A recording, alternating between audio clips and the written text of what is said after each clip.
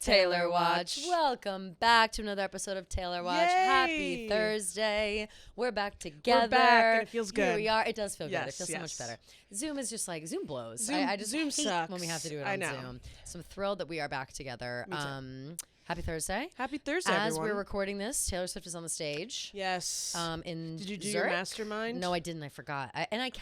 I kept seeing the tweets, and I thought that I was too late, and it turns out I was like an hour ahead of Yeah. time, and I could have done it. I'm so pissed off. Let's see where I'm at right now. Yeah, I how you don't doing? understand how people get in the hundreds. How do people score over? People are How do people good score at that over game. 50? I don't even know. I think that Nope, wrong. Lover bodysuit, wrong. The Damn man it. jacket. Oh, I did get the lover guitar right and the Ooh. fearless dress. Ooh, okay. I got the red shirt wrong. The speak now dress wrong. Of course. Reputation outfit. Of course, I Always got an that right. automatic Yeah, 2. that's automatic 2 points. Yep. But she's not on folk more yet. Oh, so. okay. So, all right. So that's where she is at the show at this point at 2:06 Yep. Eastern Standard Time. Yep. She's in Zurich right now. And then I think this weekend she goes to Milan. Yep. So that's exciting. Good for her. She's Ugh. a woman on the move. A I'm lot of so work. jealous of I'm the people jealous, going too. in Milan. My cousin's going. Oh, yeah? Yeah, and I just, it just would make sense for everyone keeps asking me, "Are you going? Are you going?" I honestly thought maybe I you know. would've. Yeah, I it's know, tough. but it's the week after our break. If it was over break, I For feel sure. like I maybe could have found a way to sneak my way there, but yeah. My one of my friends, or actually 2 of my friends from the trip I was just on, I think I said this the other day, we're going to the Zurich shows. Oh. And the one that was Tuesday, my friend was like, just go straight to Zurich, just come to the show. It was like that night as we were leaving, and I was like, fuck, like what if I just did? Imagine. And I was like, no, I can't. I didn't have an outfit. I was like, I can't show up without an outfit. without an That's- outfit. Well, you could have worn that know. snake dress. Oh my god, I could have. Yeah. I wore it the night. No, I would have outfit repeated Yeah. for that. Yeah, that would have been so sick. But you know, that's a lot. listen, we're acting crazy. Yeah. You know, it's just like I do think. And I'm putting it out in the universe because I want it to happen, but I do feel like we have one more show in us. Like I think that I think so too. before the end of the Yeah, year. I would be really disappointed if we didn't get one more. At least one more. Yeah. I've got my eyeballs on Miami, of course. Yes, because so it do seems I. the most accessible. A lot of people are saying Indianapolis might be the show, but it's because I think it's gonna be really hard to get in that one because it's the last one, right? the last yeah, US yeah, show. yeah. and like ever. So I don't know. And What is Canada's the difficult. last one? Vancouver or Toronto? One of them, somewhere Yeah. in Canada. Okay. It's like December 9th, I think, is like the last one. Okay. So yeah, but I just think that there's one more in our future, putting out in the universe. Yeah, manifesting. Manifesting. Gotta do it. But other than that, how you doing today? I'm doing great. Honestly, I slept like a freaking rock last night. Ooh, so Like did I, slept actually. through 5 alarms. Oh, God. I woke up. My ring was in the side of my underwear. Isn't that crazy? How does that even happen? I don't know. Maybe it fell off and you like rolled onto I think it. I was like just literally like so deep in the mode. I don't even know, but That's I hilarious. woke up at like 10, so confused. Like I had like 4 alarms going off. I had some texts being like, "You need to wake up." Like, what are you doing? I was so Yep, confused, yep. but I got this game called Animal Crossing. Oh, bitch. You think I don't know about Animal Crossing? Oh, you do know? I'm going to tell you about this, actually. Okay. I think I sent it to my brother last night. But, and shout out to my brother who, I know Animal Crossing has been around for a while. Yeah. He has been on it like nobody's business for a long time. So when I was with my family a couple weeks ago, he was showing me his like island that he made. And he's like, I've been working on this for a while. He's like, I want to show you. He's like, I know you don't really like games because he's a game guy. He's like, I know you don't really like games, but I really do think you'd like this one. would like, you love should it. Maybe get a Switch and like do it. And I was like, whatever. And he shows me it, and he showed me the garden that he made. It was the most beautiful garden I've ever seen. Yes. Like even virtually, it's like a beautiful thing. He has he has townspeople. No. He has like a port. Like it was so intense. It's beautiful. And it was amazing. And now all of a sudden, so then I saw you posting about it, being like, I'm addicted to it. So maybe I need to get a Switch because I don't have any of those things. Yes. But you know who else I saw playing it? Danny Trejo.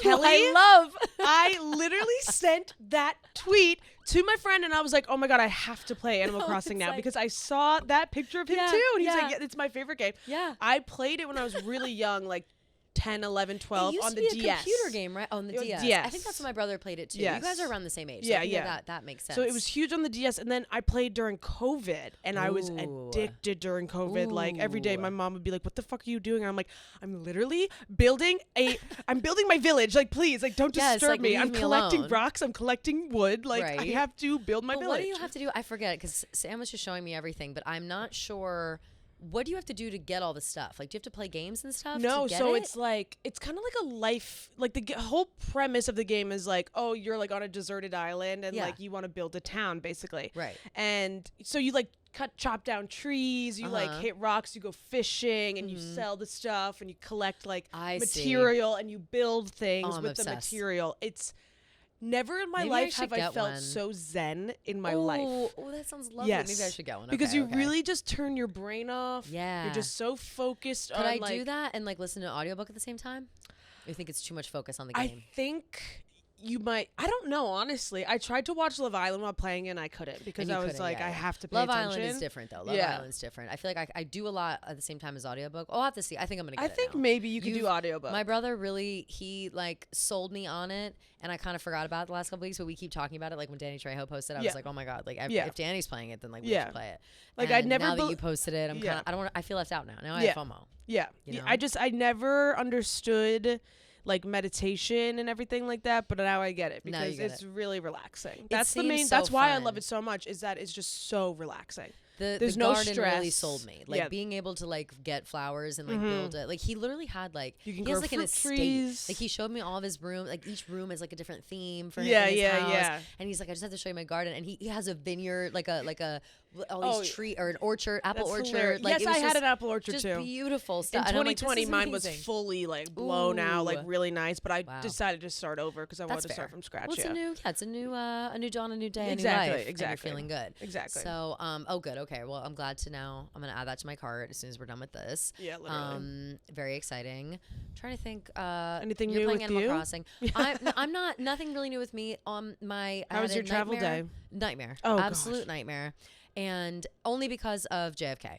Everything else was relatively fine. So the thing that happens is the place that I was at in Greece is kind of remote. And so, you fly, or at least I flew into Athens, and then you take a quick little like 1 hour flight over to to Thessaloniki, which is where, you drive from there to get to wherever I need to go. Right. So, but in Thessa airport, the planes are all it's like basically a bunch of Spirit planes, like it's like Sky like Express Ryanair or and stuff. Yeah, not even Ryanair, like just like Sky Express and like Aegean and like all these I know ones Aegean. I don't know. Yeah. And so Sky Express I think is like a Delta partner. So whenever I do book through Delta, it like puts me on those flights. Okay. And love Delta, fucking hate Sky Express. Hate. Any no of those, organization. Yeah, any of those little airlines like that, brutal. And so it's always delayed. Like they always take forever to. I don't know what the system is in that airport. Where like I've never taken off from that airport on time, like going or coming, like never. Yeah. And so I, of course, my connection. There was like 2 hours between. And because we were delayed like a fucking hour, I had to sprint through the Athens airport. You have to go through security again to like go back through. It's a nightmare. And so I just ran for my life, made it on my flight. Then it was fine. Then it was 10 hours of disassociating. Yeah. Just lovely time. Shout out to Deb on my the flight attendant on shout out Deb in Delta One. Shout out to Deb. I love a bitch named Deb. No, she was amazing. She was so sweet. I don't think I've ever met a girl named Deb that I didn't love. She was great. She was so kind. She was really nice to me. I like passed out asleep like pretty soon after we ate because it was super early. We had to leave at like 6 a.m. to get to my first flight was at 9. My second one was at like 10, or 11 o'clock, whatever, 11:30. And so we quickly ate lunch, whatever, and then I passed right out. And she was just really nice. She made sure I had everything. She's always checking on me. Do you want another glass of sparkling wine? Yes, just lovely woman. Thank you, Deb. So shout out to Deb. So kind. Nice flight attendants like really make a difference. Yeah, it's just lovely. Yeah. And she was great. So shout out to her. But then once I got to JFK, I was met with the horrible, horrible surprise of the Uber Lyft situation. You can no longer just get it up to your terminal. They put you on a bus and they bring you like over the fucking highway somewhere else. And I saw, out of the like you walk out of baggage claim. You go through customs? No, you go through customs. There's baggage claim there. And then you walk out, and usually right there, there's like it's like B4, D4, whatever. It's all, the only thing you can get there now is taxis, and there's a taxi line, and then there are all these buses lined up. and you have to get on, and they bring you to another place for Uber or Lyft. And I said, I don't know where those buses are going, but I have a feeling it's going to take me a long time, so I'm just going to wait in this taxi line. Taxi line took an hour still. People not wanting to do the same thing I did, basically. Fucking ridiculous. Yeah. It was 1,000,000,000 degrees. I was don't wearing a sweatshirt get why and long airports leggings. do that. No, it was fucking insane. But then I talked to Rhea, because they just got back from London a couple days ago, and she said that they did take the shuttle, and that they took them literally like on the highway, like a totally far, remote location, like so far away. And I was like, what the literal fuck is going on? I don't understand why airports do that. O'Hare's the same way. Like you have to, and even I don't know Newark, if it's LaGuardia or someone else. Yeah, maybe it's Newark. I don't remember. You have to take a train to get to a different terminal to get an Uber. It's like, why can't I just get a fucking Uber right here? It's insane. It makes no sense. I understand that they're trying to minimize congestion or whatever, but I think that when cars coming to the that's terminal anyway. Their cars coming to the terminal anyway, but also I don't see anything wrong with that, like meet at the specific pickup points. Like that is completely fine. Yeah. And I never had an issue with that. And I thought even JFK, which is like notoriously shit, I thought was completely fine in doing that. Like I never really had an issue. My issue always with them is that it's just so far away. Like it's an hour and a half every time I want to get home. Yeah. But with this, it took me 3.5 hours to get home. That's fucking crazy. I know. It was insane. I so kind that of sucked. I realized that I can take the subway to JFK. I didn't realize that. You can. Yeah. And so I just took the E, and it was so nice. It was easy for me to get home. It's a long honestly. ass ride though. It's it was like 45 minutes. And then you still have to take like the air tram, right? When you get you take the air train to Jamaica, and then you take the subway, or you could take the LIRR. But I was like, I might as well just take the subway. I always am wanting to maybe do that. The only problem with it's sooner go to Penn Station, and also my bags. It's a lot of stairs. The bags. If I didn't check a bag to Italy, so if I had, I would have just Ubered. Right, but sure. I've been trying to be better about taking the train because every time I Uber, I'm like, oh, it's just so easy for I just Uber. Like it's easier. Yeah. At the end of the day, like it's not. Like it's a pain in the ass to get an Uber, and then sitting in traffic is awful. I think I'd rather just suck it up and take the train. Yeah, I don't know. The train ride is never that bad. No, for me, the anxiety lies with dealing with my bag. That's the bags for the train travel. Yeah. But then it's like, which anxiety do I want? Dealing with my bag and throwing my back out, trying to lug it down the fucking subway stairs, or anxiety of sitting in traffic in the Uber on the way to JFK, being like, I'm not going to get there in time to check my bag, and they're going to turn me away. Like, that's always like, I worry about that. I'm not very good when it comes to going to the airport early. I used to be an early airport girl, and now I don't like sitting in there. Same, and I feel like I've lost my white people gene that makes me go to the airport 7 hours early. I know. Yeah. I don't have it But I need anymore. to reinstate that fear in me because I've been showing up a little bit too close to call sometimes. Me too. And the airport really, really, really triggers my anxiety to the nth degree where I become like a bitch. Like if someone like bumps into me, I'm vile to be around in the airport. Absolutely vile in the airport. So the only thing about the airport, or no, a lot of things about the airport that need fixing, obviously. But my main issue now, and something that I've noticed the last few times I've been traveling, is that for some reason, we as a society have lost the sense of urgency at the airport. And we're all in a rush, okay? Yeah. And I don't care if Joe Blow and his wife are coming, leaving New York and going back to their bumfuck, wherever the fuck, and they show up 5 hours early and they're taking their sweet ass time. They don't know what to take, what to put in the bins, what to do, whatever. And it's like, oh, the bins. No, I can't. I can't. And I don't care if you don't know what to do. That's all fine. Yeah. Then ask. Don't sit there and look around with your head. What am I doing? Like, that's not what needs to happen here. We need to make haste. Efficiency. Because not everybody got here 5 hours early. Some of us are bored in 20 minutes and we need to get the fuck on the plane. So everyone needs to be rushing so we can be more efficient. And I just don't understand why people don't understand. That's why it's crazy to me. Refuse. If like an airline fucks up and doesn't put pre-check on my ticket, like I will wait in the line. Like I don't care. I'm getting pre-check on my ticket because I have global entry. So same. So it's automatic pre-check. By the way, all those things 100% worth it. Oh, pre-check, global entry. I have all of it. Global entry is so clutch when it comes to travel. If you travel a lot to obviously different countries, it just makes coming back to the States so much quicker, so much easier. Like it's actually kind of crazy how much easier I came through in it is. 3 minutes. No line. They now they go in. I'm sure you saw. They go in, they scan your face. Yes. And then you go up to them. No, it's nuts. And then you go up to them and they're like, yeah, you're good. Like they don't even look at your passport it's crazy. Anymore. They just scan your face. But honestly, it's kind of getting to the point where everyone has global entry now. So like when I got back from Italy, the line was like kind of long and I was like, really? But it still went fast. Still better than that fucking snake line that takes 3 hours. Much faster. Yeah. There's you know what the problem is that there's just too many people. There's too many people in this world. Yeah, agreed. I'm sick of it. I'm sick of all the people. But anyway, the travel day sucked, but I did get home, ordered myself a Big Mac meal and a McChicken. Yum. Inhaled all of it in maybe 10 minutes total. What's going on? No, nothing. Just an Eras Tour tweet. I was confused. I was really confused. Just Taylor Nation said, don't blame her for repetition. Because she keeps repeating the same outfit. And someone responded, help. And I was confused. I was like, oh, sorry. Listen, Taylor Nation keeps talking about reputation. Taylor Nation is tweeting. She's a menace. She's a menace. I've never seen someone tweet so much in my life. Absolutely they're a menace. Teasing reputation a lot, it feels like. Yeah. It is nonstop, for real. Constantly. I forget what I was saying, but I don't think it was that important anymore. Something about it. An airport. Sorry to interrupt you. No, it was... I think I was over the airport thing. Anyway, regardless, whatever, fuck it. Oh no, the trip was great. Oh yeah, I got my McDonald's. That's it. I got my McDonald's. I ate my Big Mac. Yes, I ate my food. Passed out at 9 o'clock. Woke up at 5 a.m. today. I'm on that, you got that reverse jet lag. That's the good shit. The reverse jet lag is that good it's shit. That good shit. Yeah. And you got your shit together for like 2 days, and then you start doing crazy shit like putting your keys in the freezer, which is the one time where Taylor says jet lag is a choice, and I'm like, well, really, bitch? Because tell that to my keys, which I put in the freezer one time, like that. I have a bad issue of leaving my keys in my door. Oh yeah. That so happens bad. So bad. Because you're like, oh, you're kind of tired. Yeah, and you come home, you're like fuck. And also you got the bags, you gotta lug them in, so you like forget them there. Yeah, one time that happened to me recently. I think it might have been last year when I got back from Greece. Same thing. My next door neighbor knocked on my door. That's happened to me too. And I was like, who the fuck? I was like, I'm not expecting anything. I didn't get any food. Like whatever. I opened the door like a crack. Yeah.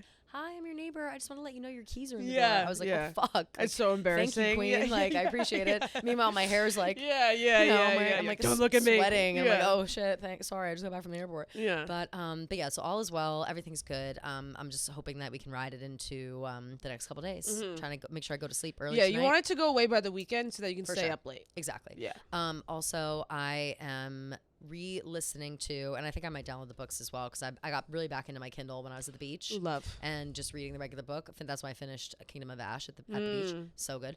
But did you finish the tandem read? Can I tell you a secret? So I was doing the tandem read. Yeah. I fucking hated Tower of Dawn so much. With Kaol, right? Yeah. The one with Kaol. Yeah.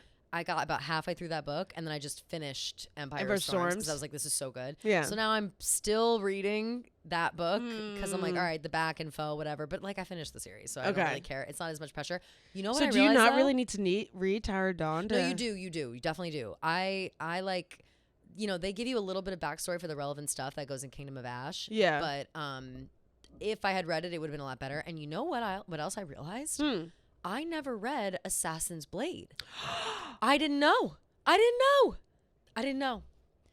My thing on my Audible, like it lists out all the books for me. No, I know. So I was so confused. I was like, I thought maybe this is from those like side assassin books that everyone's reading and like whatever. So I never read Assassin's Blade. Oh my God. Then I feel like Crown of Midnight didn't have as much.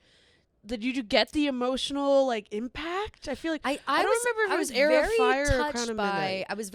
I didn't even notice it. Like I loved all of it. I thought it was great. The one that didn't hit hard, or the piece that didn't hit hard enough, is when, but it still hit because it was still like, this is exciting. Yeah. And this is maybe a little spoiler. I don't know anybody's names. I don't remember anybody's names at this point, or enough to do spoilers. But when they're fighting in Eelway. Yeah. And then they go and they're like coming over the river or whatever. And then that whole fleet with the red-haired girl comes through, who's like Aelin's / Selena's friend, like an assassin friend. And they were in the desert, something from the desert. But I didn't know what that was. I was like, she's from like the desert assassins, they were calling them. What book? Do you remember what book this one is?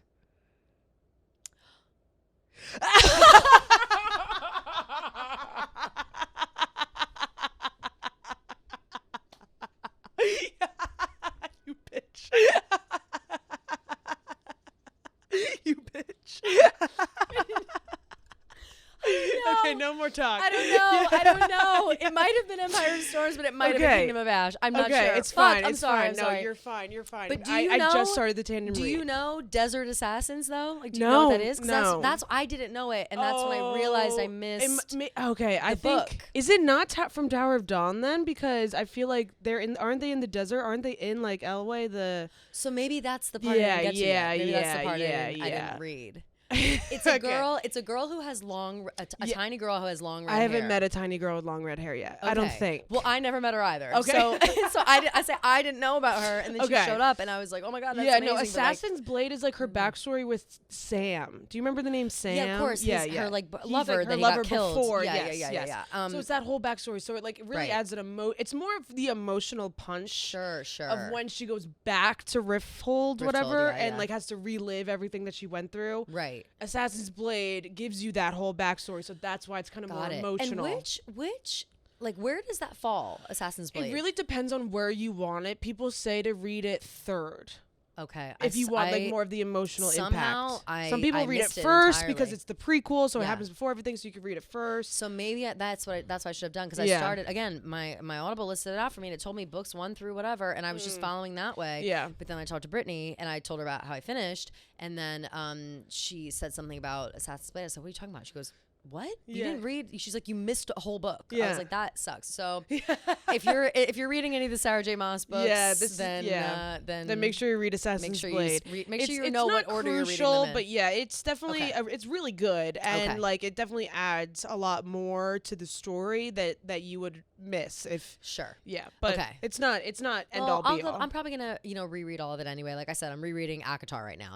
I'm in the mood because I was so excited, and I made it through Court of Thorns and Roses while I was on the trip, and now I'm at Mists of Fury again. I want to reread those too. Oh, they're great. Yeah, they're just so good, and they are so different from the others. Like they're not obviously like they're all in the same like universe kind of, but it's so much more like love based and like whatever, because Feyre's like she becomes this she trains and she's like whatever baddie. Before that she's not, but I'll tell you what, I'm still at the point where she's very fucking annoying, where I'm like, girl, get over it. I think she's still annoying the entire fucking series. She's annoying for sure the whole time, but she like gets better for sure. The first book and the beginning of the second book, I'm only on like chapter 10 or something right now. Oh my fucking god, girl, like get over it. Get like, it's so annoying. Aelin is like the only character that I like. I like Violet too, from Rebecca Yarrow's Fourth Wing. I love Violet from Iron Flame, or Fourth Ring Iron Flame. Did you see Onyx Storm? Yes. The cover?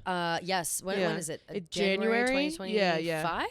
Yeah. Or 6? Okay. I think it's 5. 2025. This upcoming January. Yeah. I did. I also saw her post. I think she's doing too much press for it to be in 2 years. Yeah, that would be crazy. Yeah. She I saw her post that thing being like, if I'm so and so, I would watch the Today Show tomorrow morning. Blah blah blah blah. Like she did some promo on her Instagram. She's a whack job. She is a whack job. Well, they're all whack jobs. Yeah, that's true. They come out with these stories. It's like how. Yeah, you kind of have to be a whack job to think about. Kooky for sure. Yeah, for sure. So, but all those books, the fantasy book series, like we gotta one of these days we gotta do like a spinoff of. All we shit. have to. I know. We talk. It's like it really has taken over my life. Like it's an obsession. Same. But the fucking tandem read is killing me. No, it's the worst. It's and killing I was me. doing it at first on Audible because I didn't want to buy all the Throne of Glass books because there's so many, and so I was like, all right, I'll just do it like this. And then when I switched over Empire Storms to my Kindle, I was like, I'm just gonna go right through. Like it's just whatever. Yeah. That's why. But Tower of Dawn is not bad. I really like Chaos Nezrin. No, not Nezrin. I don't know if I met her then. Yeah. Irene. Okay, I don't know if I know Irene. You would know her. She's the one who's helping him get better. I haven't met her yet. Oh, have you? Are you just early days? Yeah, I'm on like chapter 3. That's no that's no spoil. You're like literally about to meet her like any minute. Like he's because he can't he's got his he can't shit walk. going on. She helps him. Her name's Irene. Love her. And I like her a lot. And you'll love her too.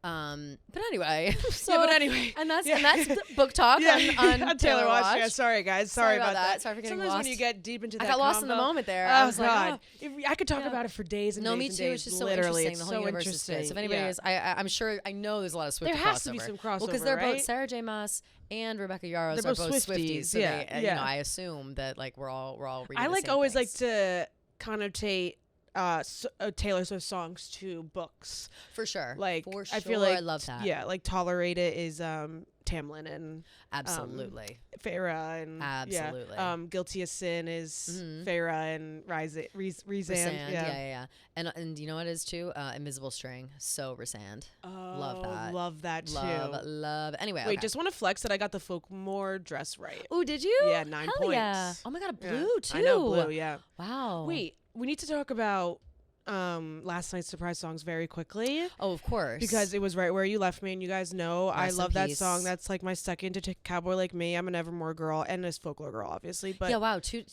Evermore. Right, I know. She's just driving the knife in on you. Brutal. And then with also All You Have to Do Is Stay is such a fucking good song really too. Good one. And then we didn't even acknowledge on the pod that yesterday was July 9th. Happy belated July 9th to everyone who celebrates, to all of our sad girls. Last Kiss. And so she did Last Kiss and what did she? What was it? Last Kiss and Sad, Beautiful, Tragic. Oh, that's a good one too. I can't sing right now. My voice isn't quite there. Timing, breakup, fighting, silence. The train runs off its tracks. Kiss me, try to fix this. Yes. Will you just try to listen? Yes. Hang up.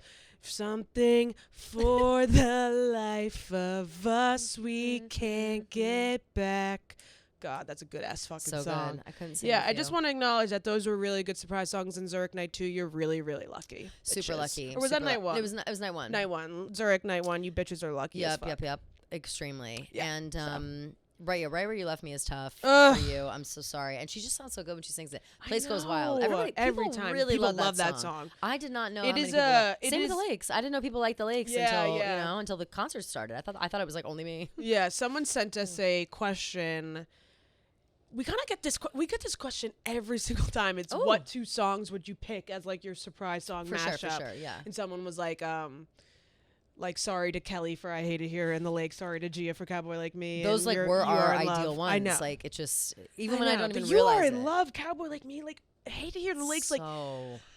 It's like she watches the show. She must. No, she has to. Yeah. She has to. She knows what our favorites are. It's just and again, it's just her winking at us saying, "Hey girls, what's going on?" Yeah. Which we appreciate. Okay, let's take a quick break and chit chat a little bit about our besties over at Way. Love you, Way. I have a quick Way story actually. Oh, love. I was in Greece. Obviously, I've been talking about it nonstop. It's like we get it. You went to Greece. I brought my leave-in conditioner spray, my favorite. I always talk about it from Way. And I brought it to the beach every day with my brush as well. It was the perfect thing to put in my hair after going into that salty ass water. Yeah. The water's very salty. And my hair, got really curly, kind of crunchy, like too much where I was like not enjoying myself at the beach. Quick 2 spritz. Comb through like nobody's business. Yeah. It was amazing. I brought it out. Yeah, I brought it out. I was showing everybody. Everybody's using it. Everybody's, it was fabulous. So thank you to Way for saving my hair on vacation because it really was. You have to keep it hydrated. Have to keep it nourished. I was saying how I really needed mine because I checked my bag so I couldn't bring anything. Oh God, yeah. And my hair was just on, so. Sorry, I didn't check my bag. My hair was disgusting, so I used the detox shampoo when I got home and just got all that good gunk out. Oh, the minute I stepped through my door, I ran to the shower. I couldn't. Like never have I wanted to shower so bad, and I didn't have my detox shampoo with me. I only had my other like shitty shampoo. Yeah. And it was just perfect, and my hair is looking great today. Obviously, everybody's been complimenting me. They haven't, but I know that it does. But so as always, Way wants to give you the confidence to live your life Way, especially on wash day. Wait, that's the live your life your way. Your way. That's it. I was like, wait, that's the thing you always say. It's funny. Live your life your way, especially on wash day. Whether your strands are fine, medium, or thick, Way has shampoo and conditioner that is your type. From volume to shine to deeply hydrating, Way helps you find your way to good hair days every single day. The shampoo and conditioner made to nourish every hair type and tackle exactly what your hair is lacking. If you want volume, fine hair and conditioner will give you a lift without weighing you down. In between fine hair and thick hair problems, wash your way to a happy medium with medium shampoo and conditioner. Again, all their products are fantastic. I actually today brought a tote bag in because we have some products on our desks still. And I'm out of my detox, and I'm almost out of my spray conditioner, and I had more on my desk. So I brought a tote so I could bring everything home. So wash your way to healthier hair with shampoos and conditioners made just for you. Go to theway, TheOuai.com and use code WATCH for 15% off your entire purchase. Great deal. That's theway, TheOuai.com, code WATCH. Get yourself some. Get yourself better hair. We're sitting here. We're looking gorgeous. Just be like us. Yeah. But before we get into voicemails and messages, I have something special that I brought here. Yay! That is a gift from one of my new besties from the trip I was just on. Yeah. He brought it to me. I believe I might be butchering this a little bit because he gave it to me after I had a bunch of wine. His sister, I believe, works for the Chiefs or somehow with them, either directly or marketing or something. And she and others got this little book. Love. And it is it's like a child's book, Taylor Swift, by Wendy Loggia, Loggia, illustrated by Oh my Elsa. God, wait, shut up. Yeah, is this not the cutest thing? Can I see? Sorry. Yeah. A Pookie Little Puppy was my favorite book. Really? Yes. Oh my God. So then there you go. That is They so make a bunch funny. others. Yeah. I loved Pookie Little Puppy. And funny how it's Pookie. Pokey Little Puppy. Pokey Little Puppy. I loved that book. Wow, how cute. Wait, that's so funny. I didn't even really. Yeah, I was only looking like at the publication. It's like a well-known children's it's the Little Golden publisher. Book. Or a Little Golden Book, and I had a million of these. So growing they up, low-key make a lot of these style of books, and I for saw celebs. One, for celebs. Yeah, and so on the back here they've got Julie Andrews, Lucille Ball, Misty Copeland, Dolly Parton, Willie Nelson, Bob Ross, and Betty White. Love all those people. Me too. But I saw a different one in the Chicago airport. Like they have a bunch, but it was like a bigger book kind of. And it was like low-key like misogynistic. It was like, during the Red era, Taylor Swift wrote about Jake Gyllenhaal and their relationship. Do you think that's and in this book? She I don't know. Well, we'll see. But we'll see because I have not read it yet. It was crazy. Like the way that they were like talking about her like writing songs about her ex-boyfriends. They were like, she'd rather put their relationship on blast instead of what? Yeah, it was crazy. I was like, that's so crazy. There's no way that this book would be handed handed out if that were the case. Oh my God, these illustrations are so perfect. Okay, so we're having story time. Okay, just a straight up story. I'm gonna show the photos and then I'm gonna read as well. Okay. Taylor Swift. Taylor Allison Swift was born on December 13th, 1989 in West Reading, Pennsylvania. Her parents named her after James Taylor, a famous musician. Oh, that's a cute pic. Cute. Scott and Andrea. Yeah, when they were still together. When they were young and together. Yeah. Okay. A lot of love surrounded Taylor and her little brother, Austin. The Swifts did many activities as a family. They spent time reading books, visiting new places, and having fun outside. Oh. With the dog. Did they even have a dog? I don't know. Have to fact check that. Although Andrea loves dogs. Oh, look at Austin on Scott's shoulders. That's cute. The seagulls. Yeah. The seagulls? Yeah. Oh my God. There's Easter eggs in this book. Okay, all right. Christmas was one of Taylor's favorite holidays, and what made the holiday season even more exciting was that her family lived on a Christmas tree farm. Love. I really love Christmas. I wish it was all year round. That's a direct quote from Taylor Swift. Everyone pitched in at Christmas time. Taylor's dad mowed the fields on his tractor. Taylor's job? Picking praying mantis egg pods off of trees. What? The Swifts didn't want anyone to get a buggy surprise on Christmas morning. Okay. Wait, what? This has to be bullshit, right? Like no, but that kind of makes sense because like they had eggs on the trees. No, it makes this the. I love how they're making it into like a story with details, but there's is that true? Like I have no idea. Again, we'll have to fact check it. Yeah. But this is a very accurate depiction of them because in the the videos of her, she's wearing this outfit and on that sled, and there's that dog again. Yeah, there's that dog. They must have had that dog. Okay. As a kid, Taylor tried lots of different things. She rode horses, she acted in plays, she wrote poetry. But when she learned how to play the guitar, she knew she had found her passion. Here she is playing the guitar. Here she is in a wedding dress, not sure why. Play, I guess. Oh, maybe that's her. Yeah. She's in a play and then riding a horse. Cute. People do say she gives horse girl energy. She does, for sure. Yeah. Okay. When Taylor has a goal, nothing stops her. Facts. She was a big fan of country superstars Faith Hill and Shania Twain, same. And she discovered that both musicians had started their careers in Nashville, Tennessee.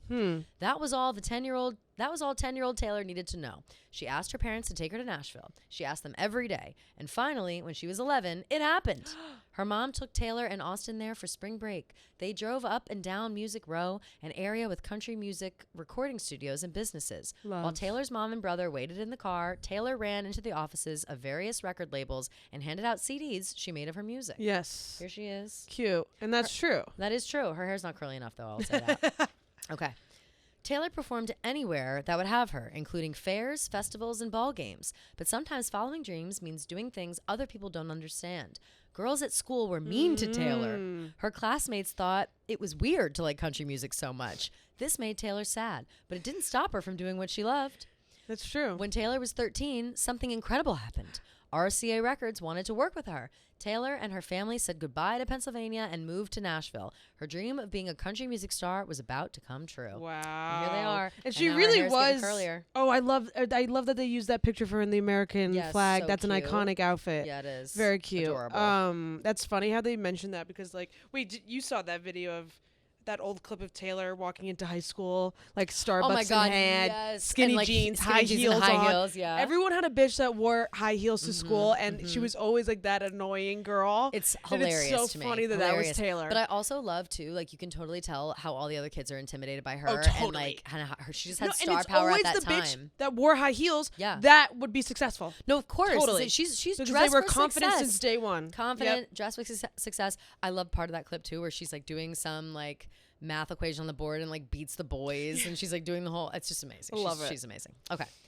For Taylor, writing songs was just as important as singing them. But because she was young, the record company wanted her to sing other people's songs. And they thought she should wait until she was older before she made her own album. No. Taylor didn't agree. One night, Taylor performed at Nashville's Bluebird Cafe. She sang some of her own songs and some songs from other singers. Oh. She caught the eye of a music executive in the crowd who was forming a new record label. Guess who he signed up to make an album? Taylor Swift. I know all this feels a little tainted now. Yeah, they didn't include his name. I know. Good. I appreciate that. Yeah. He who shall not be named. No, I don't see his name anywhere still. Okay. Good. Taylor's debut album, Taylor Swift, came out when she was just 16. Crazy. She was excited every time she heard her songs on the radio. Her next album, Fearless, was the top-selling record of the year and made Taylor a huge star. Hell yeah. Taylor is fearless. When she went on to her first concert tour, she took the music world by storm. Facts. This book was written by a Swiftie. Yeah, totally. Okay. One of Taylor's biggest strengths is storytelling. Her songs tell stories that many people can relate to. Taylor wrote all the songs on her third album, Speak Now. Listening to a Taylor Swift album is like hearing her diary being sung out loud. Love. Oh, we have Fearless cute, heart hands. Very cute. Going crazy. This looks like the dress you chose for tonight. Yeah, true. That's hilarious. That's amazing. Okay, let's see. Oh, this is cute. Okay. Many of Taylor's songs are inspired by her life, like The Best Day, a song about growing up in a loving family and having a supportive mom. Taylor and her mom, Andrea, are very close. They talk about everything. No one has known Taylor longer or knows her better than her mom. That's true. That's facts. That's true. That's facts. Yeah. It's hilarious. No one's known her longer. No one's known her longer. Yeah, that's facts. Yeah. Trying new things and taking risks is important to Taylor. Even though country music was her first love, she took a big chance and recorded a pop album called 1989. Yes. And it was the best-selling album of the year. Fuck yeah. Taylor never lets anything hold her back from creating music that she loves. Oh, all the Polaroids. Cute. Wait, so cute. Look Both at of those. Look at with her mom. Yeah, Isn't that that's the best? really, really adorable. It's just adorable. Okay. Yep. Taylor also loves sharing things with her fans. They know that her lucky number is 13. She often hides clues and symbols in her music and videos. For a few of her albums, she surprised special groups of fans by inviting them to secret parties to listen to the album before anyone else. It's so detailed. Yeah. They got to hang out at her house, meet her family, and even bake cookies together. Cute. There she is. She's got lover hair. And there's Olivia. Where? No, I'm kidding. No. She's got lover hair. Oh, okay. No. That's hilarious. Shout out Olivia. Yeah, shout out Olivia. Swifties for Eternity. Olivia would love this book. Yeah. Swifties for Eternity. Love her. That's hilarious. Okay. Can't believe I fell for that. Okay. When Taylor likes something, she tells everyone about it. One thing she really likes, cats. True. She's got all three in here. Taylor has it's up to date. Yeah, it's really up to date. Yeah. Oh my God, wait, you're going to die when you see this photo. Taylor has a big reputation for speaking out against racial injustice and for encouraging people to vote. She stands up for other artists and herself even when it's tough. Love. She's not just a superstar, she's a trailblazer. But wait, look at this photo of Jack and Aaron. Wait, cute. Jack and Aaron. Wait, I want to cut these pictures out. No, are these not the cutest? These are really cute. Elise. Wait, Jack looks like a hot? stud. I know. It's like hot. So is Aaron, by the way. Yeah. It's illustrated by Elisa Chavarri, ELISA is the illustrator She of really this book. slayed. And she really is crushing it. Taylor looks so beautiful. Yeah. The cat, Benjamin. Oh. Cute. Very cute. So cute. Okay. Oh, last page. Okay. Taylor's hard work has paid off. Her albums have sold millions of copies. She's won multiple Grammys. She's traveled around the world and made people happy with her music. What will she do next? When you're Taylor Swift, the sky's the limit. Wait, why does that why am I gonna cry?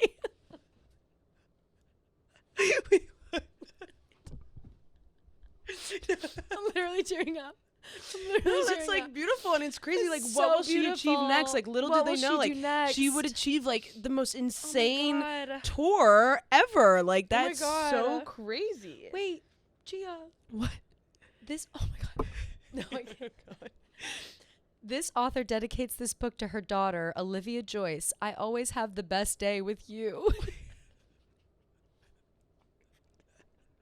Oh. Are you fucking kidding me? Wow, that's really, really sweet. Are you fucking kidding me? Oh my god. Oh my god. Jet lag is not a choice, Taylor. Like, oh my god, that's really funny. Oh my god, wow. That's so cute. What an ending. What a beautiful book. What a beautiful book. Wow, that book is way, way better than the book I saw. Wow. And it says $5.99. I don't know where you get this book. Again, this was like given to someone and then given to me. So I don't know if it's on Amazon or if you can buy it anywhere. But it's a little golden book or whatever, like the child's book brand. I can't believe how much I just cried. No, I mean, the ending is so sweet. The ending is so sweet. The dedication's so sweet. Like, oh my god. What will she do next? What will she do next? Yeah, that is. And she looks beautiful. And she's in like is that like her Midnight's outfit maybe? Like, what is she wearing there? I don't know. Her Saturday Night Live outfit? Yeah, maybe Saturday Night Live. Yeah, she's got of a red lip. She's beautiful. Yeah, she looks with those earrings. Gorgeous. Good. Yeah, that's so Isn't funny. it so cute? So I'm gonna leave it here so we can enjoy it. I love that. It's wonderful. I'm looking at all the. Thank you to my friend Cayman for giving this to me. Wow, I'm obsessed with this folklore. Is that not the most hilarious? Yeah, I can't get over Jack Antonoff. Yeah, he literally looks like a sexy man. Wait, I'm obsessed with that. So good. Thank you for sharing that. Yeah, it's amazing. Yeah, big shouts to Cayman for giving me this. Shout out. What a moment. What a time. Put it over here. All right. Well, now that we've had story time, let's get into it. Let's do it. I hope that was cathartic for everyone. Yeah, I hope everyone enjoyed that. I seriously enjoyed that. Yeah, that was wonderful. So cute. Okay, dokie. We got some good ones today. Fabulous. So let's just jump right in with the first one. Love. Turn this up, and here we go. Hi, I had a question for the two of you. Given the timing of everything right now being in July, and a year ago, Travis went to Taylor's concert for the first time and kind of sparked everything with the friendship bracelet. Mm-hmm. Something that I think is interesting is in his podcast almost a year ago, he said, I wanted to give Taylor a bracelet with my number on it, but she doesn't talk before or after the shows, which I find super interesting since now we probably can assume that's not true. Yeah, since, I think I know. She took a picture with Prince William and his kids before the show, and Travis was there. Obviously, it sounds like Jason, maybe Kylie was in the room, and it just seems like she is actually talking, or maybe at least meeting people before or after the shows. I wonder if the reason she didn't meet people at that time in Kansas City was because everything was going on with the Maddie Healy breakup, potentially. I don't know, all speculation, but I absolutely love listening to your episodes every single week, so let me know your thoughts. Thanks, Queen. Thank you so much. Funny you bring up the Roger Federer picture, which I sent to Hubs this morning, but I saw it in a tweet. I don't know if I either sent it to you or if you probably saw it too. It was like, when Travis said that she wouldn't talk to people, behind the stage or whatever, it sounds like the only celebrity she only athlete she didn't talk to was Travis Kelce. Yeah, because literally. Everyone has a picture with Taylor, behind the, either right before or right after. Yeah, it is kind of crazy so to think I wonder, about. Well, maybe, by the way, she doesn't fucking know him. She at the time, she didn't know him. Yeah. Why would she be like, yeah, sure, this random football player, no offense, random football player. Yeah, maybe she didn't want to meet him. Come up to me. Yeah, I'm all set. Maybe, I wonder if, Patrick Mahomes and his wife are like, oh, star quarterback, just won the Super Bowl, whatever. Travis is important too, but I wonder if she would have said yes to any other people to meet, or the coach or something, or I don't know, but maybe she just was in a mood that day and didn't want to see him. Maybe she didn't feel like talking to people. Especially she does make a good point with the Maddie Healy thing. That's probably around the time when obviously they had to have been broken up or just broken up. So when he was rusting her sparkling summer. Yeah, so maybe maybe she was just like, I don't want to deal with another fucker right now. Yeah, maybe. Don't want to deal with a man. So no, exactly. I don't want to see you. I think it worked out even better because I think that obviously, but I think that him talking about it on his show and being cutie about it was in itself a grand gesture. Right. Because she had said a bunch of times, like, people don't ask me out. Like, I don't get, like, people aren't, like, whining and dining me. Like, it's just not a thing. And it sounds like that was Travis heard that and said, well, I'm going to do that. Play a little hard to get. Play a little hard to get. Yeah. Exactly. And she's who knows, like, she's the most famous bitch in the world. She's like, you can't just waltz backstage and say hello. And give me your phone number. Yeah. Like, you got to fight for it. Exactly. Yeah. I also wonder if maybe that was just a story that Travis just like made up. Oh yeah, it could have been. Yeah, it could have been. That also could just like not be true. That would be, and he could never confess to that. He could never be like, yeah, actually, I was kind of kidding about like making a friendship bracelet for her. Like I just said, like I'm, whatever. Yeah, he could never go back because everyone's because he everyone, made a Because I'll be real. Well, if it's got his phone number on it, we wouldn't see the picture. But like he could blur out the numbers. It's like show the bracelet. Yeah, that's blur true. the numbers, show the bracelet. Yeah, like, but who knows? I think that we should that keep bracelet our would be eyes held in like a fucking museum. I know it'll be in like the Taylor Swift Museum in Nashville or whatever. Yeah. I think that we talked about this a couple weeks ago. What are they going to do for our anniversary? Is there something going to go down? It is like right upon us, right? Like it's like this week or something. Next week, the Kansas City show, like right when it was about to happen because it was right after 4th of July. But I don't know if it's the part of the thing. Like, no, you're not coming to the wedding. Like, I don't think we're going to be invited to celebrate their first anniversary. Yeah, you know what I mean. So I think that we're just going to have to.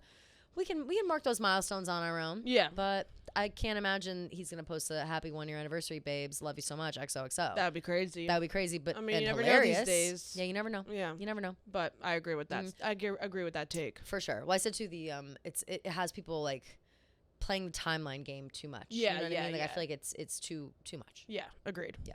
That's something I'll Hey, Kelly and Gia. My name's Megan, all the way from Arizona. Hey, Megan.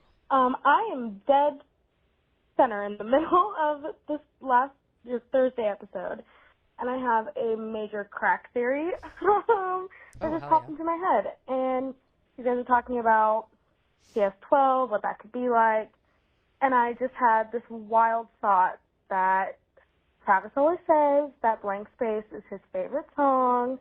What if, say they get engaged, whatever, she extends on Blank Space and basically tells us that blank space there's no more blank spaces. It's been filled. He's the one, blah, blah, blah.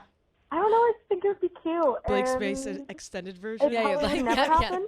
Blank Space Travis version. My mega clown theory. So, yeah, I just wanted to know what your guys' thoughts were. That's hilarious. It may or may not be possible. All right. Love you guys. Could be. Love the show. And thanks. Thank you so much. Thanks, Megan. Thanks, Megan. You're the best. Here, something just flashed in my brain when she said I love the idea. Yeah. What I think would be hilarious and a more likely scenario would be, and people would lose their fucking minds. Imagine if like she's performing Blank Space on stage, right? And then behind her on the big screen, it all goes white. And it's like a list, and there's like a literal blank space, and like his name gets like written into it. You know what I mean? Like it pops up on the screen. That would be adorable. That would be very cute. Or That'd if he like he comes out on a bike, and like signs his name, like no, fully right. Like does like a something, yeah. Because he loves blank space, and I'm sure like I could maybe see him in a music video. I don't know if I could. Obviously, I just this theory would be fucking wild, but I don't see her collabing with him music wise. No, she already did that with Joe, and you know it gets messy. It gets messy, and it is a mess. I mean, right though, she's done it before, but also what is interesting that even though Taylor obviously collabed with Joe on Songs for Folklore and Evermore, he was never in like a music video or anything. Yeah. So, and while our queen Sabrina Carpenter did it flawlessly, I don't know if Taylor wants to like bridge that. Like those are her, you know what I mean? Like that's more her thing. Although I could be eating my words. Yeah. You never know. You never know these days with them. Really, you don't. You really don't. And I would like. But I would love a Blank Space extended version featuring. Or like deleted scene, or not deleted scenes, like bonus footage where it's like Blank Space ends and then all of a sudden it's like, it ends on her or that guy closing the door and her like open the whatever. It could always end on like him, that same guy, like leaving again, and then Travis pulling up, and then her at the door at Ohika Castle or whatever. That could be cool. That'd be so cute. Like people forget like a snippet. Like it doesn't. She won't redo the whole thing. Honestly. Yeah, no. Yeah. Travis has. is on Spotify. Him and Jason have a song together. The Christmas song, The Christmas song. Mm-hmm. Jason is a great singer. Yes, he is. And yeah, I could see them getting into the game. I would love what was the clip that Jason was singing? I think it was "But Daddy, I Love Him," or I Can Do It with a Broken Heart is what he did, and he was singing it on the podcast. Yeah. And I was like, I think they should come out with "I Can Do It with a Broken Heart" featuring Jason Kelce. I would remix. Love that. Yeah. I would love that so much. Now that it's been a while. Last December, I know we made a joke being like Taylor's gonna be featured on like a Christmas song, Christmas album, whatever, blah blah blah. I now feel that's more likely. Like now this upcoming Christmas, I wonder if they do like the Philly Christmas thing again. Yeah, if they'll feature her this time, and she goes on with Jason. Like maybe not even Travis at all. Like maybe just her and Jason would be so like hilarious. It'd maybe be so Travis cute because she's a Philly girl. Vocals. Like it makes sense. Yeah, so it kind of fits. I know last year we kind of jumped the gun on it, but this year I don't know. Sounds like she's gonna be spending a lot of family time with the Kelces for Christmas. Yeah, so we'll just have to see. And speaking of the Kelce family, hi ladies. So I have an observation. I wanted to know what you thought about it. Ooh. Both Travis and Jason have been in the limelight for the last 10 years. Not the brightest limelight, but the limelight. And I think in some ways that makes them respectful of the situations they are now finding themselves in, and yet at the same time comfortable with them being in these situations that Taylor's world has brought to them. Mm-hmm. I think that they had just the right amount of exposure to the world that she lives in, but not an oversaturation to the point where they're just like, oh, no big deal. So I just met the King of England. But that they actually respect and truly are appreciation of the situation they find themselves in. Plus, I think they were just raised right. So anyway, just wanted to know your thoughts on that. Bye, guys. So, okay, so the question's kind of just like... Yeah, she was just kind of saying, like, I feel like since they have kind of been, like... fame adjacent. Yeah. But I guess you could like say that about like a lot of her exes. Like they were all famous too, and they were like exactly. They dickheads. were all and probably more famous. Honestly, and, like jealous. I think jealous of her fame, or like they didn't not jealous. Like they couldn't handle it. Absolutely, put a common denominator between everybody else. They're all creative types. Whereas Jason and Travis are I mean, maybe they are creative in their own ways, but they're not like actors, singers. Very true. Like, and I feel like they both like have always kind of been like Jason was like the main guy like during the Eagles, like when we won the Super Bowl, like he was the one yelling at the mic in the full fucking mummer outfit. Like Travis, like he was on a reality show, like he likes the attention, he likes the spotlight, and I think that's why they're certainly not afraid. They're not of it. afraid like, of they're it. not worried about it. Yes, and I think that's why at least Travis and Taylor work so well because Travis eats that shit up. Like he loves it, and that's the only way I feel like it's gonna work. It doesn't work when you have one person who loves to be in the spotlight and one person who like has to be in the shadows. Right.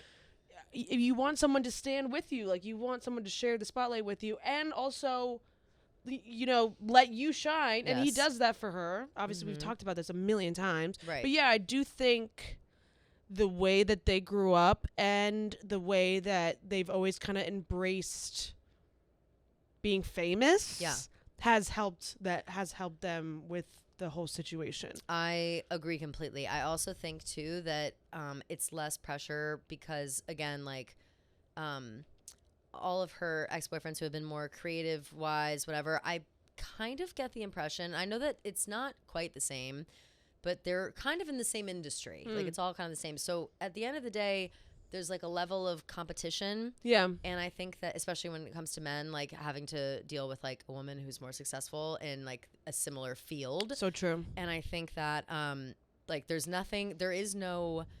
do completely different things. And so they both are the top of their game. All of them are the tops of the top when it comes to what they do. Yeah, that's so true. And so I actually think that watching Taylor be so comfortable and casual about her fame probably shows them like, oh, whatever. Like if I get more famous because of this, like she can do it, so can I. Like, it's no big deal. It's almost like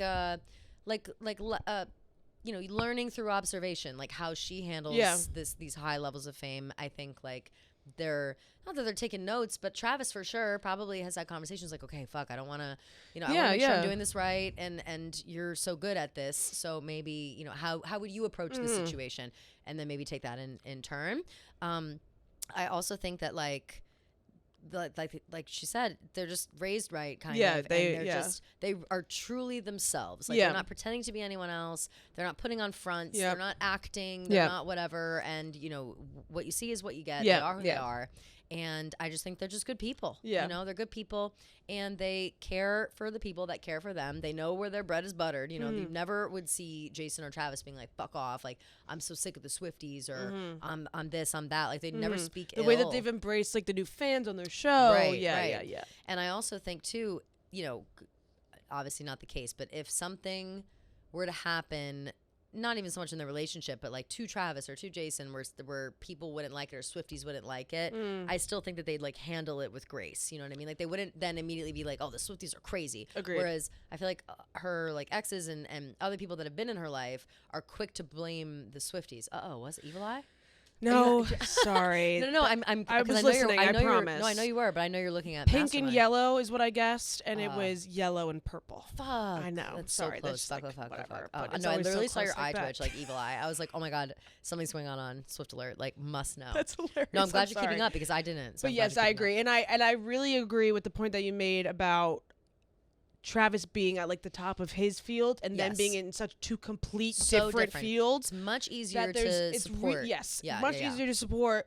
Way easier to make less comparisons. And it's the fact that he's the best tight end in the world. She's the best pop star in the world. Like, there's no power imbalance. Exactly. So they're really evenly matched in that way, which is great. Let's take a quick break and chat a little bit about the mystery illness that I have still coursing through my veins. Oh. Not sure what's going on with me. I don't know if you guys can tell. Can you tell that I have like a hoarse voice and a fucking you sound stuffy fine nose? To me. I feel like I sound crazy. But I have this like post-nasal drip going on for 2 weeks now. I got a cough every so often. I've like lose my voice in 5 minutes. Like, it's crazy. But I'm not like sick anymore. I was sick. Yeah, you're like, no, I was so sick, like to the point where I was like, I mean, I got my family sick. Like, it was a whole thing. But feeling better, although I still have a little bit of this like, and I do think I need to like go to the doctor and see what's going on. Maybe get a little nasal spray, a little something. Love. And I'm running directly to ZocDoc to find someone to help me with that. Maybe go to like a little sinus specialist. I don't know. Thank God for ZocDoc. Yeah, seriously. Being an adult has its high points. That's what ZocDoc says. You can eat ice cream for dinner anytime or hang out. This is a funny thing that ZocDoc is doing. They're telling us to tell a story, and I have already told a story, so I don't even need to tell another story. Well, I can tell one quick story. You tell a quick story. I use ZocDoc to get my psychiatrist. So oh my God, really? Shout out to ZocDoc. Yes, for real. That's great. Yeah, I love that so much. Shout out Katie, my psychiatrist. She's a goat. I use ZocDoc because it's so easy. That. You just put your insurance in, and it tells you what psychiatrists take your insurance. And now I'm not crazy, and I don't have as bad of anxiety. Thank you to ZocDoc for that. That's fabulous. Yes. Oh my God, both of us are on the train for ZocDoc. Yes, I love ZocDoc. It's fucking free. I don't understand why people don't. It's amazing. So like you said, it's a free app and website where you can search and compare high quality in-network doctors, choose the right one for your needs, and click to instantly book an appointment. We're talking about in-network appointments with more than 100,000 healthcare providers across every specialty, from mental health to dental health, eye care, and skin care, to much more. Sinus for Nikki me. Smokes needs to get on that dental health. Oh my fucking God, yes he does. How embarrassing for him. 9 cavities? Oh Crazy. My fucking God. It's insane, actually. You can also see their actual appointment openings, choose a time that works for you, and click to instantly book a visit, which is the best thing about ZocDoc, because you can go and like they have everything listed out. If you makes getting an appointment so easy. It's just beyond. Plus, ZocDoc appointments happen fast, typically within just 24 to 72 hours of booking. You can even score same day appointments. Just fabulous all around. So if you are needing a doctor, needing a specialist, needing anything, head to ZocDoc for your needs. Stop putting off the doctor's appointments and go to ZocDoc.com/Keegs to find and instantly book a top-rated doctor today.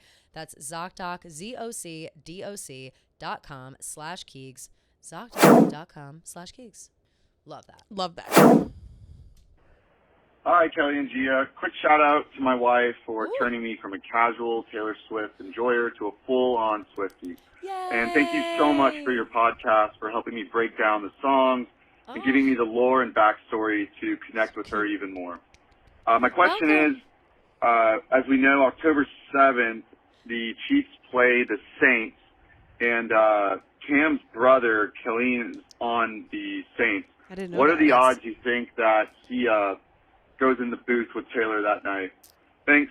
Have a good one. Bye. Ooh, I'll tell you something. I think that the odds are low because that might be when she goes to Miami. Ooh. October 7th. Yeah, you're right. You're so right. I've been eyeballing it. So I think it's like. Because isn't it like October 9th is Miami? Yeah, I'm going to look at the calendar. Let's see. October. Oh, no. Oh. Monday. No, it's a Monday 19th. night.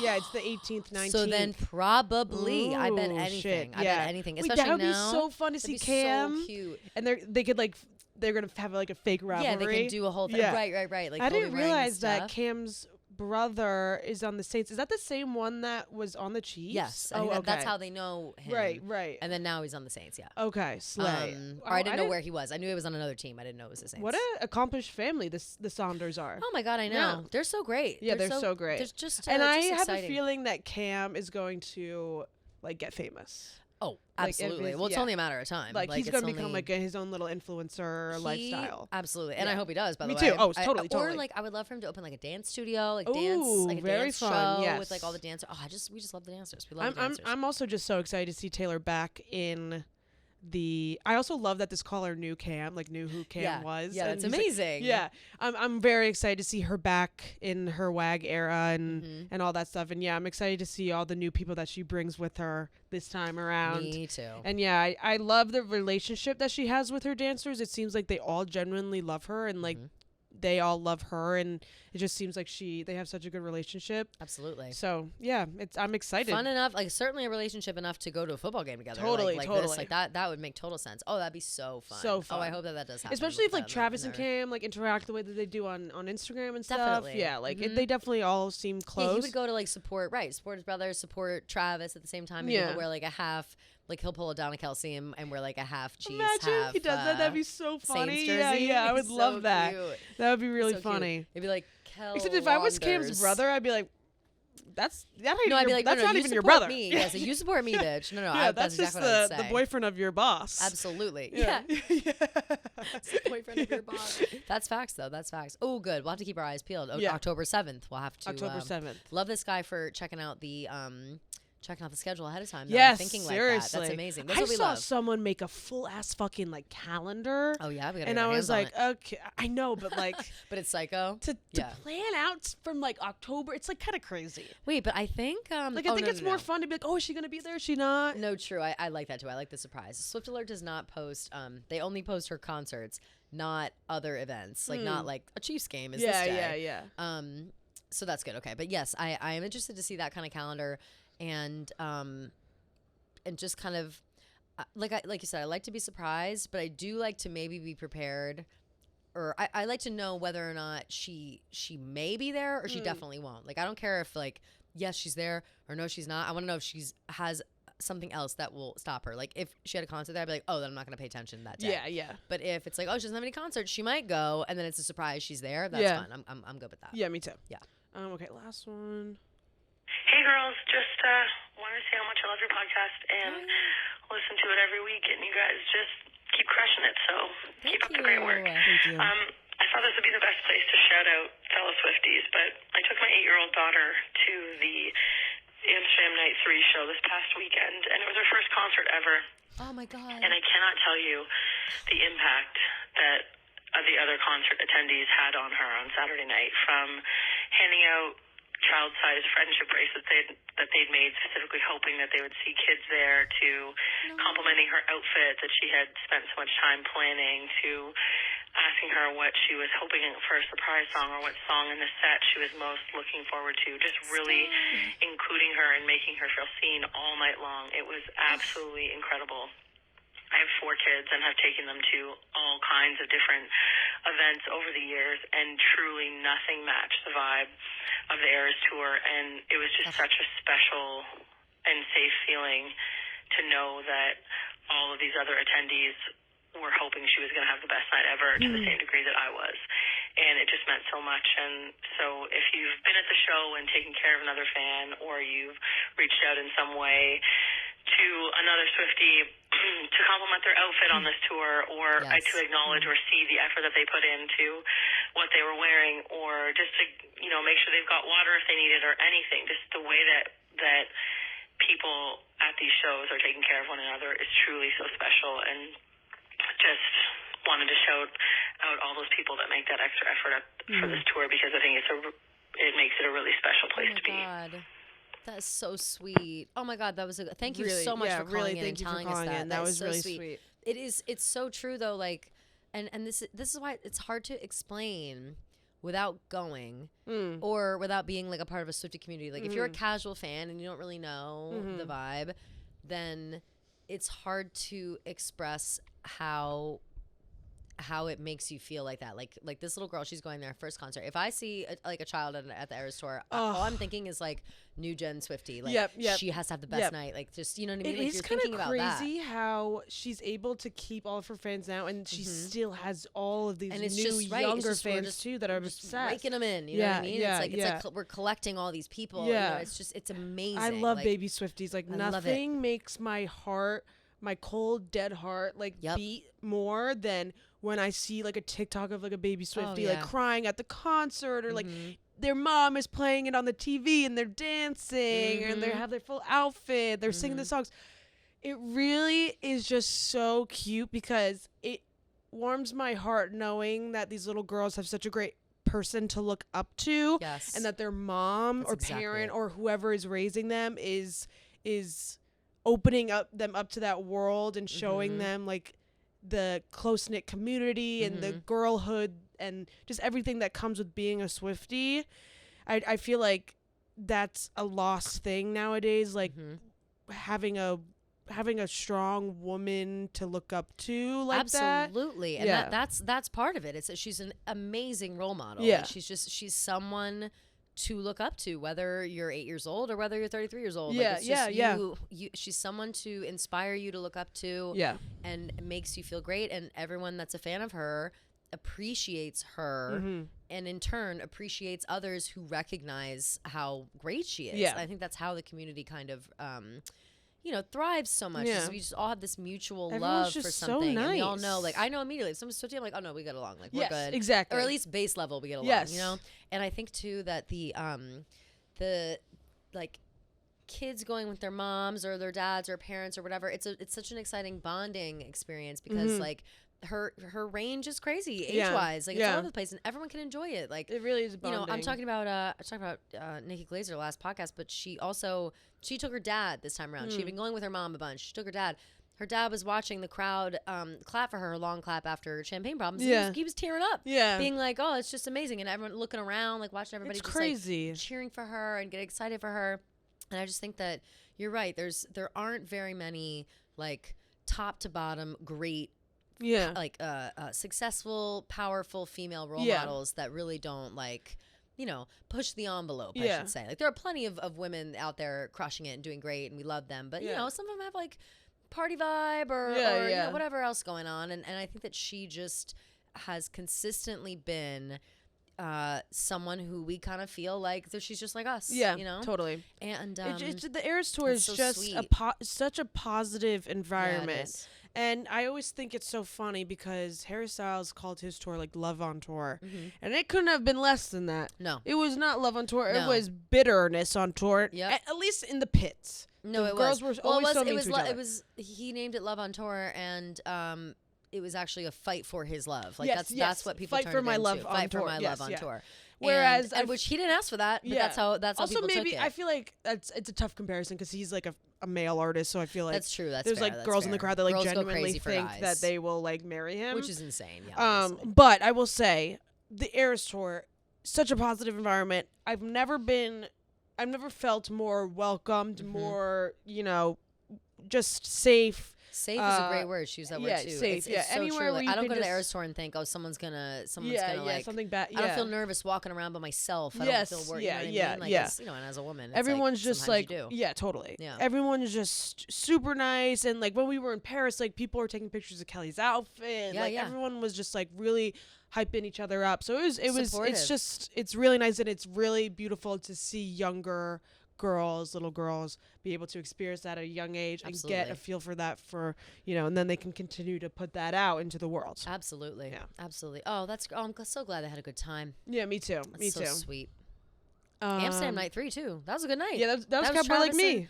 That was yeah. That was Travis and Patrick and Brittany Mahomes. Yeah. Mm-hmm. Lucky. Oh, no, that was Tavis Mashup. Sorry, Can't Believe Me was night 2.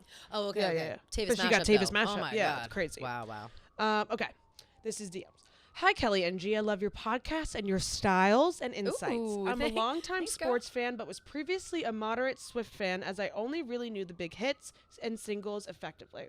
Over the last 6 months or so, I've dived into the albums as a whole and am far more of a fan and more aware of how remarkable a star Taylor is. Red is my favorite album, and Holy Ground is my favorite track.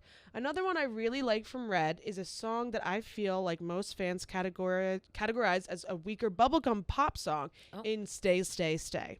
Oh, I like the levity of it and appreciate it as a sweet, happy song.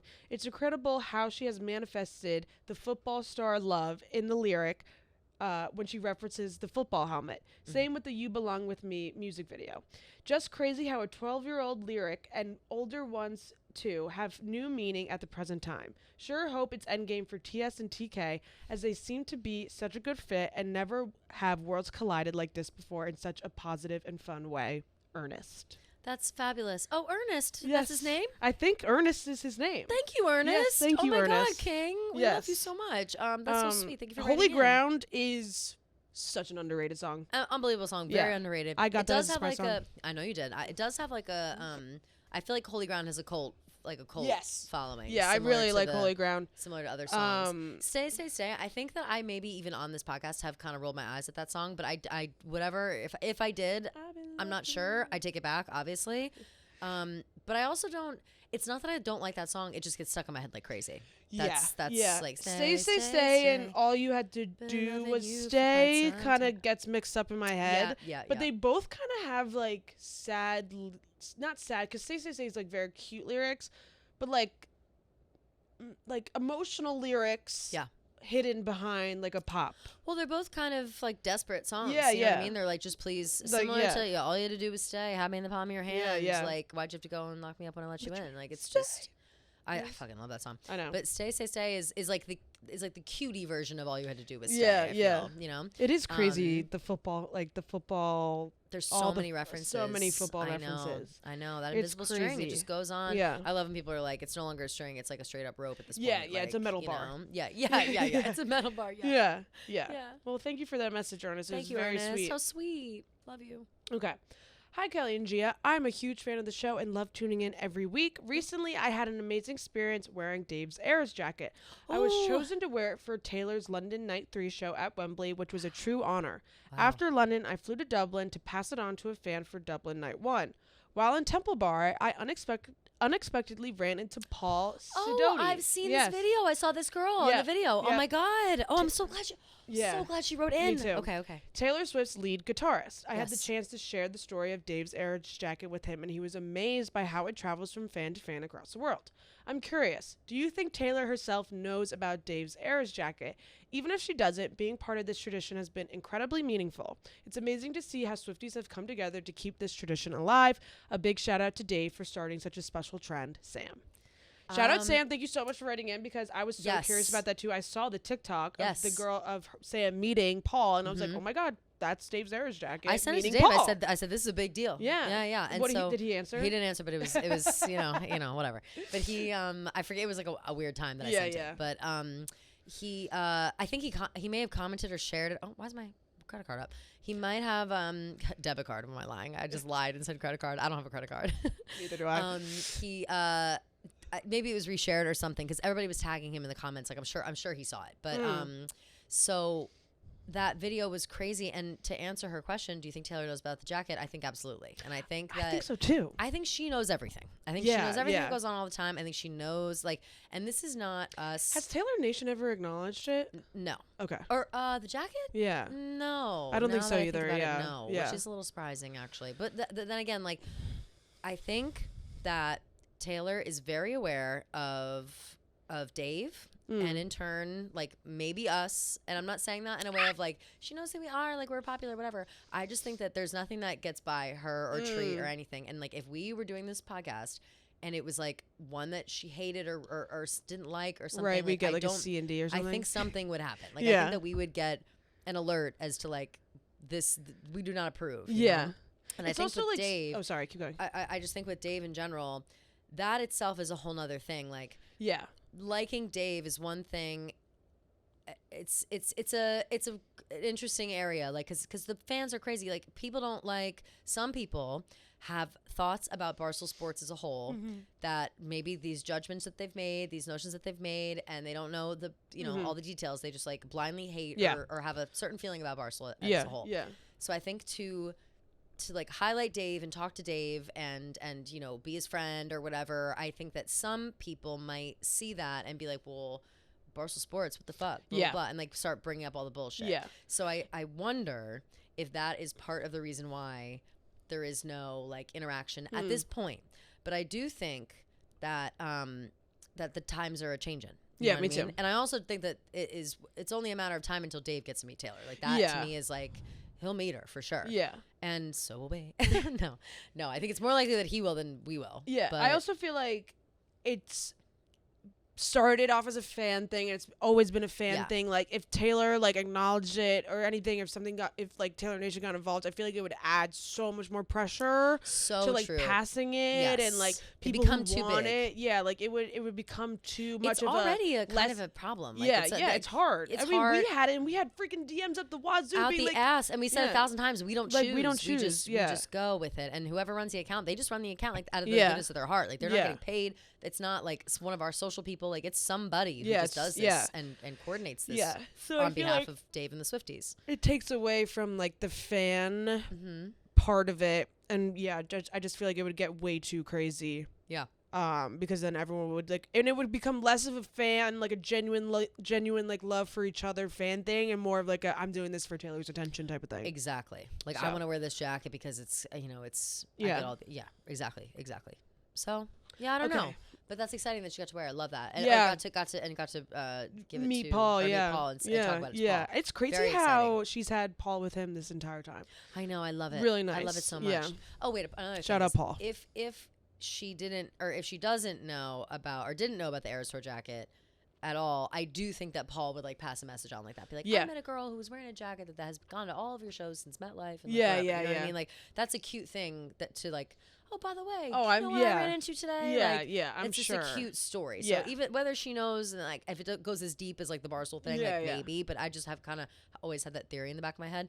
But I think she definitely like would know it or would hear the story after Paul saw Agreed. It. That's like the top of the top. Yeah, that's really, really cool. Yeah. Very jealous. Me too. Okay, last one. Hi, Kelly and Gia. Love the podcast. The past few weeks have been so crazy with Taylor news. I've looked forward to your podcast every week to listen while I'm at my office job. My question for y'all is, do you think that Taylor would announce if she was engaged, or do you think that she would wait until she was married to avoid the extreme stalking and nitpicking of her every move to catch a glimpse of the wedding? I used to always be in the mindset that she wouldn't share if she was engaged. She would just tell us she was married at some point. But with that ET article after her and Travis went to Italy, and then all of the highly speculative articles from reputable sources like CNN after the mashups last weekend, do you think that all of this talk of engagement is going to result in an announcement? Or what all these articles with no denial or confirmation from a source close to either? You think they deny it at this point, but they're just kind of letting the rumors linger, and I don't want to be overly speculative about her personal life, but I can't tell if she's leaning into it or if I'm reading too far into things. This was way longer than I intended. Oops, thank you again. That's funny. Cute. Great question. And also, I kind of am in the camp of like, we're not going to know anything ever. Yeah. And then maybe she'll let us know she's married. Like, I think she's right. The speculation, all the stuff that went on when they went on that trip, it was just like, it's almost more annoying than like, the common trope. It doesn't happen to me anymore because my mom got smart. But when parents are always like, "Are you getting engaged soon? When are you getting engaged?" When you have a boyfriend that's like serious, when they're like, and you go on a vacation together. You go on vacation, it's like, "Oh, are you getting engaged on the trip?" Like that's for regular people. That's annoying. You know. I can't imagine Taylor. Yeah, it must be so fucking annoying. They have only been dating for a year. I know, so everybody can chill. It is so crazy to me that people are pushing it so hard. I totally agree. I think the only thing that we, we got that Entertainment Tonight, our trusted source, said like it's getting serious. It's very serious. The relationship is serious. I think that is all we need to know. It's and very just because serious. she's like happy and singing these love songs, like doesn't mean that she's engaged. Right. You know what I mean? That might not. Like, right. That doesn't like necessarily mean anything. She's just happy. She's happy and in love in her relationship. Yeah. So it's hard to speculate because I don't know. As someone who doesn't see themselves getting married for a very, very, very long time, I just hate the idea of like everything that she does, every happy song she sings, every love song she sings, every vacation she goes on with Travis. It's like, is this going to be an engagement? Is this going to be an engagement? It's like exhausting. It doesn't really matter. Like they're happy together. And it's so exciting that they would get engaged, whatever. But like at the end of the day, we're not gonna know jack shit about the engagement. Exactly. We're not gonna know any of the personal stuff, like anything about the wedding, whatever. No, you can't come to the wedding. Right, exactly. No, you can't come to the wedding. I just feel like the engagement talk just needs to take a little bit of a breather, just because they haven't even been dating for a year. Right, exactly. Barely a year. I also think that the exactly, like it's a short amount of time, but I think but I get why this person thinks. For sure. Also, though, I think we have to remember that like I'm just struggling with how to talk about this without sounding like cynical or something. I don't want people to think that I'm like shitting on the idea of marriage or anything like that, because I know that so many people are happily married and they love the engagement, they love the marriage process, like whatever, they love all that. But I do think that we have been conditioned to believe, and Taylor sings about this sometimes, all I am is a one-night or a wife, whatever. Yeah. Is like, in order for us to believe that she's in a serious, happy relationship, there has to be an engagement, and there has to be a wedding, and there has to be these things. And maybe, and like, she sings about Romeo and Juliet, got down on a knee and pulled out a ring. Like, she sings about these themes and these ideas. But I also think that, like, you know, right now in time, not everyone is obsessed with engagements and weddings and marriages and stuff like that. Being in the relationship and loving each other and being there for each other is what is most important and is always what's most important. And I'm worried, or not worried, but I know that people my age specifically, I know a lot of people like this, who they're dating and they think, okay, we've been dating for X amount of time. Now we have to get engaged. Now we have to have the biggest wedding ever. We have to spend $100,000 on this wedding and whatever. And the love gets lost in it. Yeah. And that to me is what makes me not like weddings as much anymore, because I think that the love gets lost, and the reason we're all here gets lost because it turns into this spectacle. It turns into this, you know, what do you have here? What do you have here? Where did you get engaged? Where are the photos? Right. This, that, whatever. And of course, we love to see those things, and people who get engaged and get married love to do those things and share them and have fun with it and whatever, but to expect it all the time and when it's not your life is, I think, a little outdated, you know, a little out of touch. You know, I think that we don't need to talk like that anymore. Like, it should just be, it's not our business, really. Like, it's, you know, as much as we like to talk about it and speculate and have fun and guess and whatever, at the end of the day, in reality, it's not our business. And so whatever happens in her life, and as long as she's happy, she's happy. Period. If she doesn't get engaged or get married, then that's she still will have a great, beautiful, fulfilling life. That's what I'm saying. It doesn't mean anything. Or if she does, and you know, maybe it means something, but it doesn't take away from the love, which is what's important. And that to me is extremely clear. The love, especially with these love songs, like that is like, of course, she's in love. She's letting us know she's in love. She's giving us as much as she wants to give us. And with her love story right now. And I think like people saying like, oh, she's leaning into it. Like, I see that for sure. And I also just think that it's just her being happy. Like, she's it's just her, being happy. She's having fun with it. Like, whatever. And again, like, I have been in relationships where you know, you'll make engagement jokes. Like, you'll say these things. Like, it's not. People put so much weight on it. I think, and I think lately the weight has been kind of lifting off. Like, I've noticed, you know, people don't pressure me anymore. Maybe it's because of you know, the vibe I give off. I'm just like, don't even fucking ask me. Like, don't. But I do think that I notice more people like that like wedding craze and the obsession over rings and things like that. Like, it's kind of now reserved only for like famous people and celebrities and stuff. Like, it's definitely died down when it comes to like normal people. And I think in Taylor's head, she's obviously the biggest star in the world. Travis is an equally huge star in his own right. But in her mind, and in his mind too, in his family's mind, they're just regular people and they're just living their life. And if they want to have a backyard wedding in Pennsylvania at the Kelce's house and you know, nobody's there, then that's what they're going to do. And like, who cares? And it shouldn't matter. You know, it shouldn't matter. That being said. Period. Yeah. That being said, you know, obviously I would love to follow a journey of planning a wedding with Taylor Swift. Like, of course. I mean, of course. Because it's just interesting stuff. Like, that's just exciting. I just really want to. What I'm the most interested in is what if she ever wanted to get engaged, what her ring would look like. Yeah, I'm just so curious. Well, we're jewelry girls. Yes, so we're jewelry girls, and we love a jewel. And I think your ring says a lot about your personality. Totally. And I'm just very interested to see what she would pick. I am interested as well. Yeah. And maybe she'll have a ring one day. Maybe she'll get a, I don't know. Maybe she'll do whatever. Yeah. She'll do whatever. If she lets us in on it, I'll be grateful. Yeah. If she doesn't, I'll know it's none of my business. Yep. Agreed. Period. Poo. Period. Poo. Okay. That was a great episode. Great episode. Yes. Great questions. Great voicemails. Lovely story time. Good catch up. Little book talk on the side. Yes. Just a fabulous Thursday. Yeah. Love doing this show with you. Me too. So much. Oh, me too, Gia. Don't even cry again. The third time on the show. Come on. No, I love the show so much, and we're so happy we're back. Me too. Back on. We're both back for a while now, yes. so we're good. No vacays in the future. I don't think really. I'm like, and we're like literally planning for Zoom next week. No, we're not. No, not next week. Not but next maybe week. I might be on Zoom for our next Tuesday episode, not next week, but the week after, because I'm seeing Mount Joy and Noah Khan in Boston. That's gonna be so fun. I'm fun. very excited. That's gonna be so fun. So excited. And we know you love Mount Joy. You wore that T-shirt the other day. I meant to point it out. Yes. Cute tee. Thanks.